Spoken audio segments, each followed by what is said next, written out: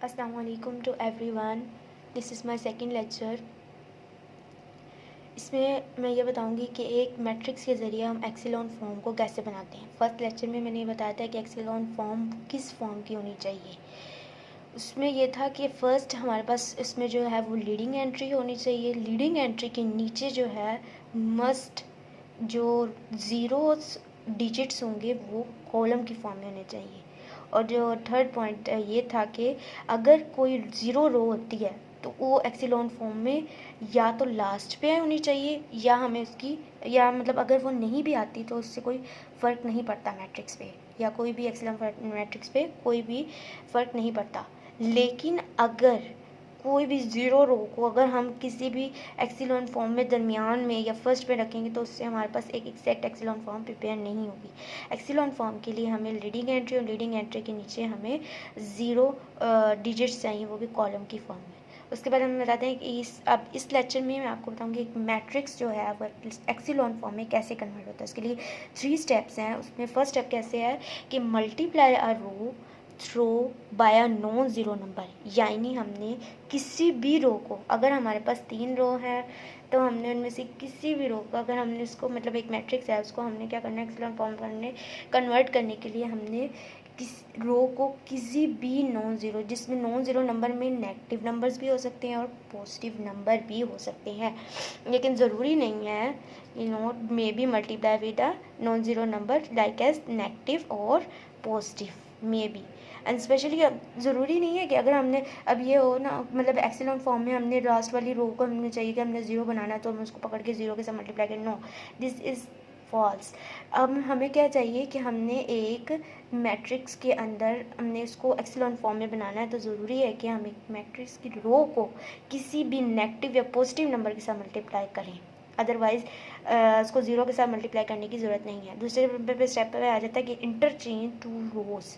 हमने दो रोज़ को आपस में इंटरचेंज कर सकते हैं। कोई भी रो दो रोज़ को आपस में मल्टीप्लाई, रो 2 को रो 1 के साथ, रो 3 को रो 3 को रो 1 के साथ। अब हमने क्या किया, हमने जो रो चेंज करनी है यानी जिसकी जगह हमने जो रो कन्वर्ट करनी है उसको हमने फर्स्ट में लिखना है। हमने रो 2 को चेंज किया है ना, हमने रो 2 को रो 1 की जगह ले आए और रो 1 जो है वो हमने रो 2 की जगह कन्वर्ट कर दिया इस तरह। उसके बाद थर्ड स्टेप हमारे पास क्या आ जाता है कि add a constant times one row to another, यानी हम कितनी बार भी, यानी हम जितनी मर्जी बार चाहें एक रो को दूसरी रो के अंदर ऐड कर सकते हैं तब तक जब तक हमारे पास एक एक्सेलॉन फॉर्म बिल्ट नहीं हो जाती, जिसके अंदर हम जो है रो 2 को रो 1 के साथ, रो 3 को रो 4 या इस तरह करके हम किसी भी रो को किसी भी रो के साथ ऐड कर सकते हैं तब तक जब तक हमारे पास एक एग्जैक्ट एक्सेलॉन फॉर्म जो है वो बिल्ट नहीं होती। अब हमारे पास 2 एग्जाम्पल मैंने यहाँ पे लिखी हैं जिसमें हमारे पास हमें पता चला गया कि एक मैट्रिक्स, ये हमारे पास एक सिंपल मैट्रिक्स है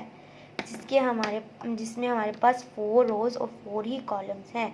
इसमें ज़रूरी नहीं है कि रोज़ 4 हैं तो रोज़ कॉलम भी 4 होने चाहिए, किसी भी टाइप के हो सकते हैं। इसके अंदर सिर्फ हमें लीडिंग एंट्री और उसके नीचे ज़ीरो कॉलम्स को कॉलम की फॉर्म में ज़ीरो को देखना ज़रूरी है। इसके अंदर सबसे पहले हमारे पास क्या है कि हमारे पास पहला स्टेप हमारे पास एग्जैक्ट है, ठीक है। इसके बाद हमने नीचे देखना है 5, 2 और 1 है। अब ये तीनों तो ज़ीरो है ही नहीं। अब इन तीनों को हमने ज़ीरो में कन्वर्ट करने के लिए क्या करना है, हमने बात की थी किसी भी नॉन ज़ीरो नंबर को हम किसी भी रो के साथ मल्टीप्लाई करके जो है वो किसी भी रो नॉन ज़ीरो मतलब नॉन ज़ीरो नंबर को किसी भी रो के साथ मल्टीप्लाई कर सकते हैं। उसके बाद किसी भी रो के अंदर ऐड कर सकते हैं। अब हमने क्या करना है कि हमने सेकंड रो, हमने क्योंकि सेकंड रो के अंदर चेंजिंग लानी है तो सेकंड रो को हमने क्या करना है फर्स्ट पे लिखना है। फिर उसके अंदर हमने देखना है फर्स्ट रो, हमने देखना कि सेकंड रो के अंदर जो है वो ज़ीरो कैसे आ सकता है। सेकंड रो के अंदर ज़ीरो जो है वो तब आएगा जब हम इस रो को -5 के साथ, 5 के साथ अगर हम सिंपल 5 के साथ करते हैं तो सिंपल 5 के साथ करने से क्या होगा कि ये रो ज़ीरो में कन्वर्ट नहीं हो गया। 5 को 5 के साथ मल्टीप्लाई करेंगे, 5 के साथ ये ऐड हो जाएंगे तो 10 बन जाएगी।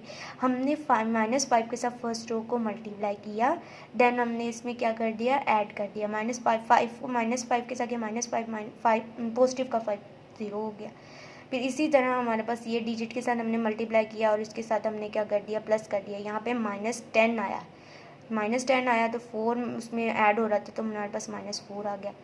उसके बाद इसी तरह 3 और इसी तरह 4 और इसी तरह हमारे पास 7 की जगह चेंजिंग हो जाएगी, 8 की जगह चेंजिंग। इसी तरह हमारे पास सेकंड रो को भी हमने ऐसे ही किया है कि सेकंड रो के अंदर भी हमने 0 लाना था। 0 लाने के लिए हमने क्या किया, 0 लाने के लिए हमने वही चीज़ की कि हमारे पास यहाँ पे 2 है और ऊपर हमारे पास 1 है। ऊपर हमारे पास 1 है तो हमने क्या किया कि -2 के साथ इस सारी रो को मल्टीप्लाई करके 2 के अंदर हमने क्या कर दिया, मतलब सारी रो को मल्टीप्लाई करके हमने रो 3 के अंदर ऐड कर दिया। रो 3 के अंदर चेंजिंग लाया, इस तरह हमारे पास 0 आ गया। फिर इसी तरह थर्ड वाली देखें, थर्ड वाली के अंदर भी हमें क्या चाहिए, 0 चाहिए। तो थर्ड वाली को भी हमने ऐसे ही करना है कि हमने यहाँ हमारे पास क्या है, यहाँ हमारे पास 1 है तो हमने क्या करना है, यहाँ हमारे पास -1 के साथ। अब याद रखें हमने किसी भी रो को आपस में ऐड करना है, माइनस नहीं करना। तो उसके लिए हमें क्या करना है, रो को हम ऐड ही कर रहे हैं लेकिन हम क्या कर रहे हैं, पहली रो को हम -1 के साथ मल्टीप्लाई करें। -1 को 1 के साथ किया -1 आ गया, -1 को 2 के साथ किया -2 आ गया, -1 को 3 के साथ -3 -4 जब हमने इसमें अब ऐड करेंगे, अब इस रो में हम ऐड करेंगे तो हमारे पास ओबियसली हमारे पास सारी रो 0 में कन्वर्ट हो गई। अब चाहे तो ये एक्सिलोन फॉर्म में कन्वर्ट हो गई है। अब चाहे तो इसको आप मज़ीद सिंप्लीफाई करना चाहते हैं तो आप 1/4 के साथ डिवाइड कर लें रो 2 को, ठीक है। ये जो रो 2 है हमारे पास 4 के साथ डिवाइड करेंगे तो 1 आ जाएगा। -b ख़त्म करना चाहें तो माइनस लगा लें, -1/4 और 8 के साथ इस तरह। अब चाहे तो आपका आंसर यहाँ तक ठीक है, वरना आप अगर मज़ीद करना चाहते हैं सिंप्लीफाई तो कर सकते हैं। ये हमारे पास हो गया एक एग्जाम्पल।